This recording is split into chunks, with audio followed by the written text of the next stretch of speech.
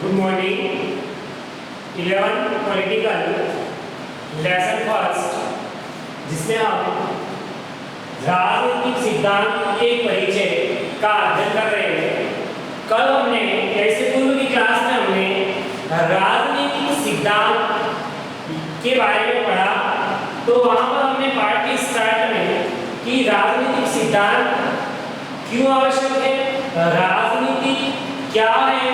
राजनीति के संबंध में हमने कल बहुत सारी बातें या इस पर राजनीति को लेकर हमने चर्चा की।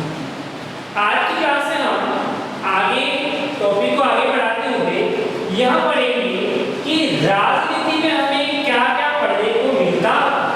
इस राजनीति शब्द का हमने जब अर्थ लिया था, उसी के साथ हम ये कहेंगे कि राजनीति में या राजनीतिक सिद्धांत में हमें क्या पढ़ते हैं या हम क्या सीखते हैं, किससे, राजनीतिक सिद्धांतों से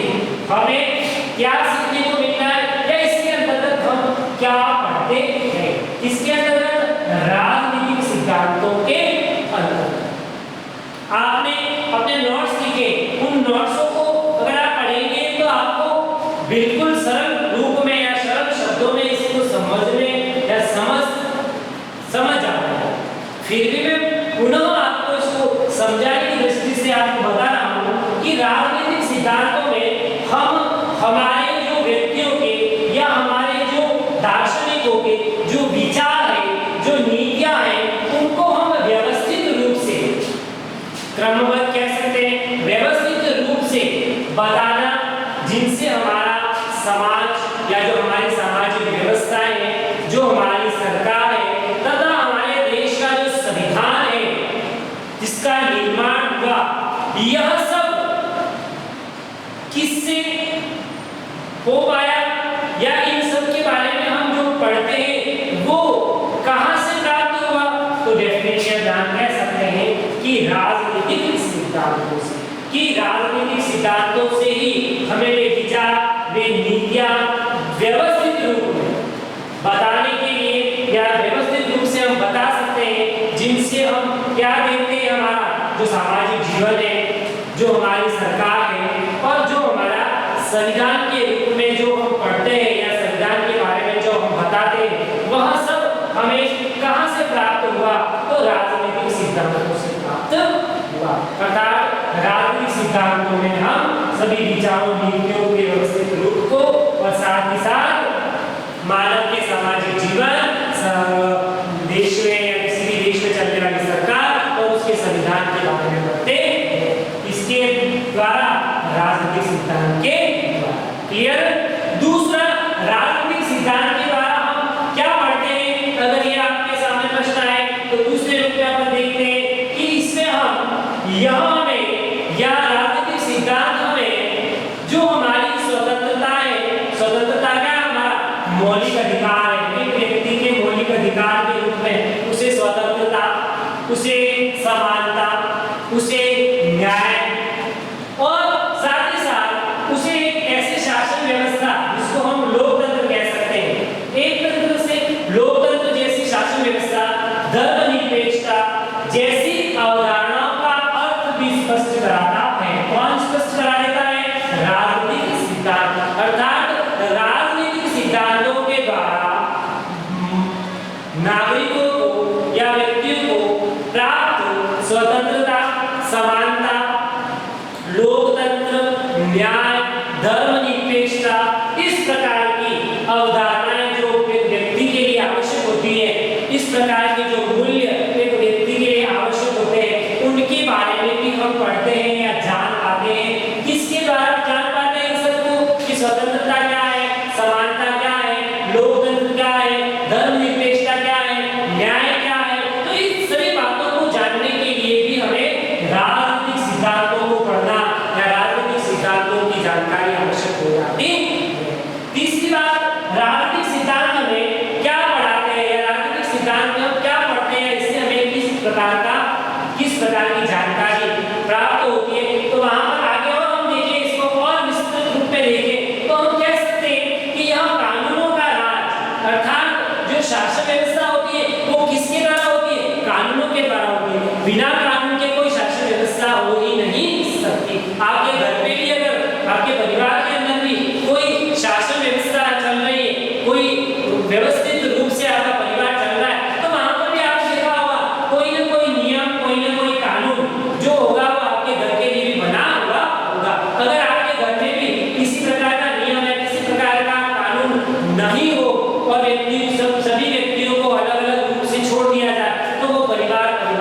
नहीं रहता। तो वैसे ही एक देश के लिए भी कानून का राज, किसका राज, जहां कानून होंगे वही शासन होगा। तो कानून का राज और अधिकारों का जो बंटवारा हमने किया है कि व्यक्तियों को कौन-कौन से अधिकार मौलिक अधिकार के रूप में, कौन-कौन से अधिकार व्यक्तिगत अधिकार के रूप में, कौन-कौन से मूल कर्तव्य उसे दिए जाए। तो इस प्रकार से सारे ही अधिकारों का और कर्तव्यों जिसका बंटवारा नागरिकों को हुआ दिया गया है या नागरिकों पर हुआ है, वह भी किससे संभव हो पाया है, राजनीतिक सिद्धांतों से ही संभव हो पाया। किसका बंटवारा, अधिकारों का बंटवारा, अर्थात कौन-कौन से मौलिक अधिकार और कौन-कौन से कर्तव्य व्यक्तियों या नागरिकों को दिए गए। साथ ही साथ हम किसी शासन व्यवस्था के अंदर न्यायिक पुनरावलोकन जैसी व्यवस्था है। अब ये शब्द आया है, इसको समझाने के लिए मैं यहाँ बता दूं कि न्यायिक पुनरावलोकन क्या है। तो यहाँ पर ये शब्द जो है वो आपके बाद में काम आएगा, इसलिए इस न्यायिक पुनरावलोकन शब्द का अर्थ हमें ध्यान रखें। तो भारत की बात करें तो भारत में हम देखते हैं कि व्यवस्थापिका अर्थात संसद और कार्यपालिका अर्थात मंत्रिपरिषद, इनमें कार्यपालिका व्यवस्थापिका के द्वारा न्यायपालिका अर्थात हमारा जो उच्चतम न्यायालय है, इसके न्यायाधीश की जो नियुक्ति होती है वह कहां से होती है, राष्ट्रपति के द्वारा। किसके द्वारा होती है, राष्ट्रपति के द्वारा। और हम यह देखते हैं कि यहाँ कानून निर्माण का कार्य कौन करता है, संसद। न्यायाधीश की नियुक्ति कौन करता है, राष्ट्रपति। परंतु फिर भी यह व्यवस्था की गई है सरकार के अंतर्गत कि न्यायपालिका की न्यायाधीश की नियुक्ति भले ही कार्यपालिका से हो, परंतु जब भी व्यवस्थापिका द्वारा किसी ऐसे कानून का निर्माण हो जाए जो देश के लिए हितकारी नहीं होता है, तो यह जो न्यायाधीश होता है या न्यायालय जो होता है वह उस पर वापस व्याख्या करने या उस पर चर्चा करने के लिए उसे क्या करता है, उस पर व्याख्या कर सकता है या उस पर चर्चा कर सकता है या उसे रोक सकता है। तो इस प्रकार की जो व्यवस्था होती है उसको बोलते हैं न्यायिक पुनरावलोकन की व्यवस्था। कि किसी इस प्रकार का कानून या इस प्रकार के कानून का निर्माण जो देश के लिए हितकर नहीं होता और उसे बना दिया जाता है तो उसे न्यायालय द्वारा रोक लिया जाता है, इसको बोलते हैं न्यायिक पुनरावलोकन की व्यवस्था। तो इस प्रकार की जो राजनीतिक व्यवस्था, कानूनों का राज, अधिकारों का बंटवारा, न्यायिक पुनरावलोकन, इस प्रकार की जो नीतियां और इनकी जो सार्थकता किसी लोकतंत्र के लिए या किसी देश के शासन के लिए होती है, उन सब का अध्ययन या उन सब की जानकारी भी हमें कहां से प्राप्त होती है, तो राजनीतिक सिद्धांतों से प्राप्त होती है। आपने राजनीति के अंदर बहुत सारी ऐसी बातें देखी होगी, पढ़ी होगी और समझी होगी कि यह सारी चीजें कानून है, अधिकार है, न्यायिक पुनरावलोकन है, ये जो सारी नीतियां जो हमारे किसी लोकतंत्र को सफल बनाने के लिए आवश्यक होती है, तो उनमें इन चीजों का अध्ययन हम या इन चीजों को जानने के लिए हमें किसका अध्ययन या किसके बारे में पढ़ना आवश्यक है। तो आप कह सकते हैं कि राजनीतिक सिद्धांतों से ही हमें इन बातों का अध्ययन करना आवश्यक हो जाता है। आगे राजनीतिक सिद्धांतों में हम क्या पढ़ते हैं, तो हम राजनीतिक सिद्धांतों में देखेंगे कि इसके द्वारा हमें किसी भी प्रकार के तर्क हो या किसी भी प्रकार की बातचीत हो, बात विचार हो, किसी प्रकार के विचारों या तर्कों की जांच के साथ साथ हम राजनीतिक सिद्धांतकार जो भी हुए, जिन्होंने राजनीति के बारे में विभिन्न प्रकार की अपनी विचारधाराएं, विभिन्न प्रकार के अपने मत दिए, तो उन राजनीतिक सिद्धांतकारों और वर्तमान में हम जो राजनीति में अनुभव कर रहे हैं, सिद्धांतकारों ने तो पुराना प्राचीन काल से इन सिद्धांतों को बनाया और उन सिद्धांतों के अनुसार हमने हमारे संविधानों का निर्माण किया, परंतु इसके साथ साथ हम वर्तमान की राजनीति के अनुभव का अध्ययन भी कर सकते हैं और इसके अध्ययन की संभावना बनी रहती है। किस कारण बनी रहती है, राजनीतिक सिद्धांतों के कारण या राजनीतिक सिद्धांतों के अध्ययन में हम इन बातों को पढ़ते हैं और साथ ही साथ हम देखते हैं कि हमें इसमें जो भी तर्क राजनीति के संबंध में होते हैं उनकी जांच कर सकते हैं इनको पढ़कर। इसमें हम राजनीतिक सिद्धांत का और वर्तमान की जो राजनीतिक व्यवस्था है या वर्तमान में जो राजनीतिक अनुभव हम ले रहे हैं उनके बारे में अध्ययन कर सकते हैं। किसके द्वारा, राजनीतिक सिद्धांतों के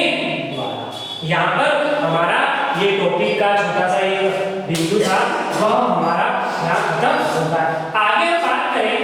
राजनीतिक सिद्धांत जो होते हैं उनकी प्रासंगिकता अर्थात उनकी वैल्यू, उनका मूल्य क्या होता है कि वास्तव में राजनीतिक सिद्धांतों का मूल्य या महत्व या प्रासंगिकता है या नहीं। तो इसके बारे में भी हम आज थोड़ी सी बात कर लेते हैं कि राजनीतिक सिद्धांतों की क्या प्रासंगिकता है, क्या उनका वैल्यू है, क्या उनका मूल्य है। तो यहाँ पर सबसे पहली बात आ जाती है कि राजनीतिक सिद्धांत हमें अधिकार व शासन के विकास अर्थात हमें जो अधिकार मिले अर्थात मनुष्य या मानव को जो मौलिक अधिकार मिले, नागरिकों को जो मौलिक अधिकार मिले और साथ ही साथ जो हमारी शासन व्यवस्था है उनके अंदर समय के साथ साथ किस प्रकार का विकास हो रहा है, किस प्रकार से उनका विकास या विकसित रूप हमें देखने को मिल रहा है, अनुभव कर रहे हैं। तो इस बात की जानकारी देना राजनीतिक सिद्धांतों के अंतर्गत आता है। तो इसलिए इसकी प्रासंगिकता अधिकारों के साथ साथ शासन के विकास के साथ देखी जा सकती है। इसकी राजनीतिक सिद्धांतों की प्रासंगिकता। आगे हम देखें कि हमारे सामने राजनीति के अंतर्गत विभिन्न प्रकार की व्यवस्थाएं जिनकी व्याख्याएं संविधान के द्वारा कर दी गई है, न्यायालय के द्वारा कर दी गई है, मौलिक अधिकार के रूप में एक अच्छा अधिकार और कर्तव्य के साथ साथ हमें एक गारंटी युक्त जीवन या एक गारंटी युक्त शासन व्यवस्था हमें संविधान के द्वारा प्रदान कर दी गई। परंतु हम देखते हैं कि समय के साथ साथ यह सब कुछ होने के बाद भी, संविधान के निर्माण के बाद भी, संविधान के निर्माण के बाद शासन व्यवस्था उसके अनुरूप चलने के बाद भी हमें समय के साथ साथ कुछ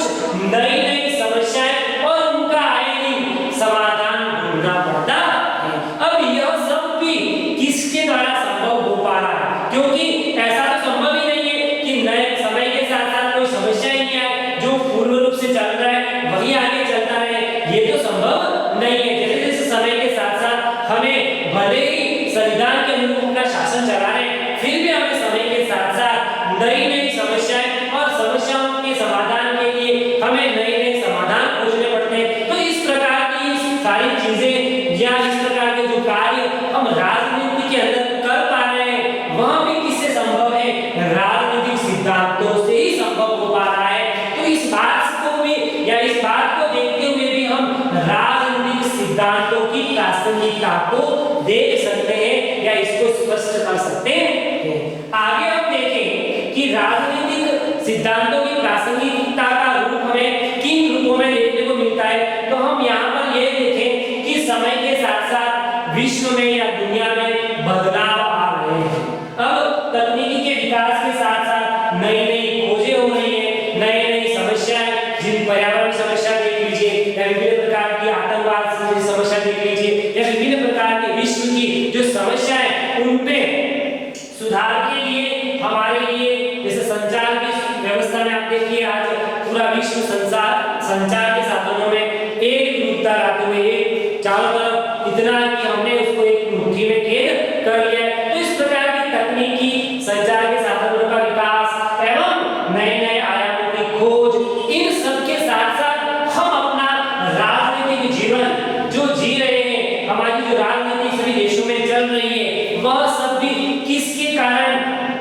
सही संभव हो पा रही है, तो वह राजनीतिक सिद्धांतों के कारण ही संभव हो पा रही है। तो अर्थ में या अंतिम में बात बता दूं कि राजनीतिक सिद्धांतों की प्रासंगिकता को हम स्पष्ट करने के लिए एक शब्द का प्रयोग करें तो हम यहाँ पर ये कह सकते हैं कि ऐसे अनेकों प्रश्न, अर्थात हम राजनीतिक सिद्धांतों की प्रासंगिकता को स्पष्ट या निष्कर्ष रूप में यह कह सकते हैं कि ऐसे अनेकों प्रश्न, जैसे मैंने आपको बताया सारे विश्व को लेकर या देश को लेकर या देश की व्यवस्था को लेकर या देश के अधिकार शासन को लेकर, तो इस प्रकार के अनेकों प्रश्नों के संभावित उत्तर हमें कहां से मिलते हैं, राजनीतिक सिद्धांतों से प्राप्त होते हैं। अतः हम राजनीतिक सिद्धांतों की प्रासंगिकता में यहाँ स्पष्ट कर देंगे या निष्कर्ष रूप में देंगे कि ऐसे अनेक प्रश्न जो जिनके संभावित उत्तर हमारे लिए सीखने के लिए या हमारे लिए बहुत आवश्यक होते हैं, उनका हम राजनीतिक सिद्धांत के द्वारा ही प्राप्त कर सकते हैं। यह राजनीतिक सिद्धांत की प्रासंगिकता कहलाती है।